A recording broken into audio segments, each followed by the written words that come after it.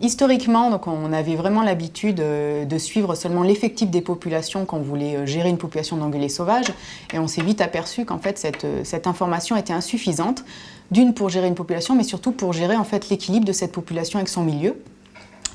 Et que du coup, il nous fallait vraiment les informations sur les différents compartiments qui interagissaient. Donc le compartiment animal, mais aussi le compartiment végétal, puisqu'on parle d'espèces herbivores. L'indice nocturne, en fait, le principe, c'est de parcourir en voiture des circuits qui ont été prédéfinis, qui ont été disposés de façon homogène dans tout le massif. Et on a fait attention à ce que ces circuits, en fait, ils soient à peu près représentatifs des différents milieux aussi qu'il y a dans ce massif. Donc une fois qu'on a défini ces circuits, donc ils sont parcourus au minimum 4 fois par an. Hein, ça c'est important. C'est ces répétitions qui vont faire qu'on va avoir une bonne précision de la mesure, un intervalle de confiance qui va être plus faible. Et donc ils sont parcourus la nuit. Voilà, hein, parce que en fait, les indicateurs sont adaptés forcément à la biologie de l'espèce. Les cerfs a des périodes d'activité beaucoup plus fortes en fait la nuit. C'est pour ça que ces indices nocturnes sont faits la nuit.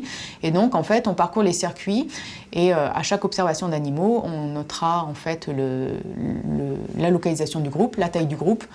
Si on peut, ça arrive quand même on arrive assez difficilement à, on va dire, déterminer la catégorie d'âge ou de sexe. L'important est surtout en fait de déterminer la localisation des groupes et la taille de groupe en fait. Et à partir de ces indicateurs, à la fin, on pourra faire une moyenne et avoir un nombre de cerfs observés par kilomètre parcouru et qu'on comparera d'année en année pour voir la tendance en fait de l'abondance relative de la population.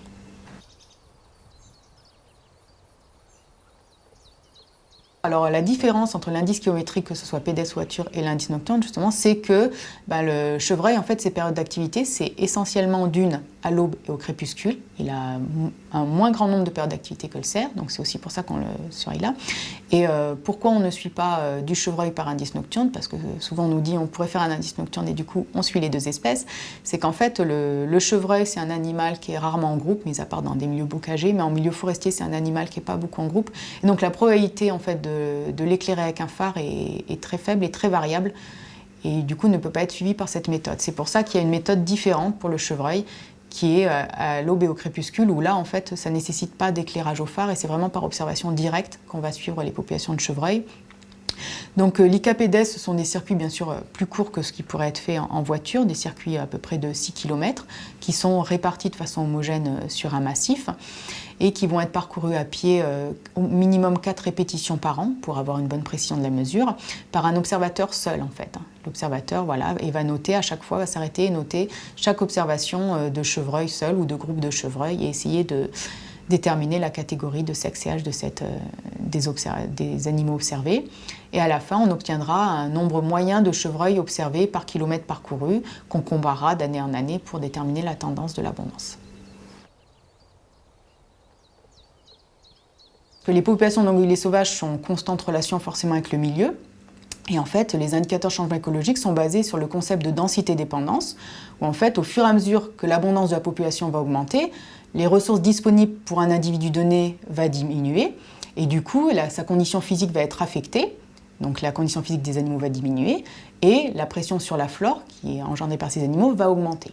Ces indicateurs de changement écologique, justement, permettent de suivre ce système un peu dynamique entre les populations animales et le milieu. Donc dans les indicateurs de performance, on retrouve par exemple la masse corporelle.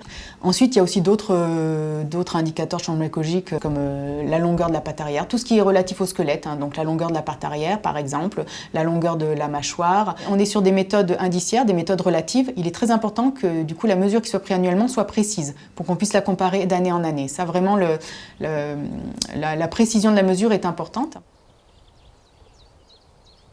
Il faut bien faire une différence entre les indicateurs de pression sur la flore et les indicateurs d'impact ou de dégâts forestiers, vu que là, on ne va pas regarder le dégât forestier ou le renouvellement forestier. Ce qu'on regarde, c'est vraiment l'équilibre biologique entre les animaux et leur milieu, et donc on regarde la pression par les animaux sur le milieu.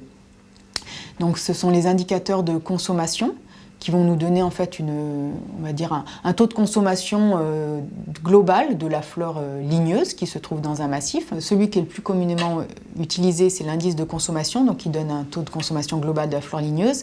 Et là, c'est basé en fait sur des relevés qui sont faits sur une placette d'1 mètre carré. donc soit un quadrat d'1 mètre sur 1 mètre, soit avec une ficelle, vous faites un cercle avec une ficelle 56 cm. Enfin voilà, le principal, c'est d'avoir en fait une placette d'1 mètre carré sur laquelle en fait on va relever toutes les espèces ligneuses et semi-ligneuses qui sont présentes. Donc initialement c'était jusqu'à 1,20 m parce que c'était validé sur le chevreuil, mais en présence de cerf en fait on les relève jusqu'à 1,80 m, c'est-à-dire jusqu'à la dent du gibier. Et sur toutes les essences ligneuses et semi-ligneuses qui sont présentes, on va aussi noter à côté s'il y a consommation, donc abrutissement ou non de ces essences ligneuses. Et voilà, ça va nous permettre en fait à la fin de calculer finalement un taux de consommation. Les 3 familles d'indicateurs en fait sont suivies annuellement, comme je le disais, donc parce que c'est calé sur le cycle annuel des animaux. Et c'est vraiment la combinaison de ces 3 tendances dans le temps qui va permettre de déterminer en fait l'état d'équilibre biologique entre la population et son milieu. En fait, chaque année, l'information va alimenter le système, va améliorer nos connaissances du milieu et va nous permettre d'affiner nos prises de décision par rapport à la gestion de la population ou par rapport à la gestion sylvicole.